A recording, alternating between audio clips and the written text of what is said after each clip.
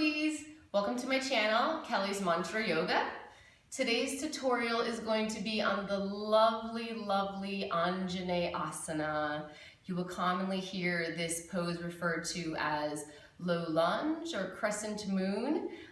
Today's tutorial is going to require two props plus your yoga mat. You're going to need a wall and you're going to need a blanket. The blanket is kind of for extra care of your knee. If you know that you don't have sore knees, then maybe you might not need a blanket, but having it nearby will be really nice. Low lunge is a really big hip opener, so maybe you may have wanted to do some hip stretching and opening before we get into this today, all right? I'm gonna show us to come in on a modified version, which is gonna help us with our balance and bring awareness to our core, all right? So let's check it out. So let's have ourselves set up next to a wall, and we'll have our blanket set in a place that we think our bottom knee is going to land. You may have to mess around with that a little bit to find that exact place, all right? So I'm gonna start by coming into downward facing dog. I'm gonna place my hands about 4 or 5 inches away from the wall, come to tuck my toes, arrive in my downward facing dog. And here could even be a good place to pause this video and just get in some really nice, long, deep breaths in your dog, okay?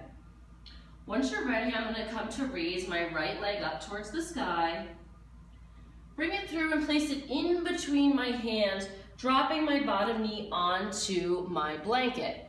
Now from here, one of our modifications is going to be to scooch this front foot all the way against the wall so our big toe is making contact with the wall. After we've made contact, let's make sure our knee is stacking directly over our ankle, okay? From here, we can feel that we're set up. We have our back knee on the blanket. And before we do anything, let's just look forward, okay? We might be looking right at the wall, but let's bring energy through the heart, open at the chest, lengthen through the back leg. And then from here, we're gonna start to place our hands right on the wall, okay? Here is our nice modification when it comes to balance. So slowly we'll walk our hands kind of right in line with our sight, with our drishti. And before we go anywhere here, we're going to allow ourselves to sink into the left hip, which can feel really, really nice. After we do that, let's actively push the ground away with the right foot. And you'll notice I get a little bit more length. When I push the ground away, my right hip raises up, hugging it back in towards the midline. And then from here, keep contact with the toe and the wall, okay? Now, if you're feeling comfortable, you can come to raise one arm along the ear line. We'll try to keep our gaze forward. And if we're still feeling pretty stable, maybe we'll come to take that left hand off. And then maybe we'll come to remove it completely for the wall, while our palms facing one another, and then we'll allow ourselves to sink into our Anjaneyasana. It feels really wonderful. And if you're feeling a little unstable and you want to keep your hands on the wall, you're still gonna get all of the sensations in your lower body, okay?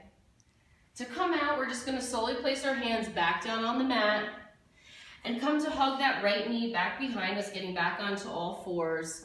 And then I'll just come to sit upon my calves.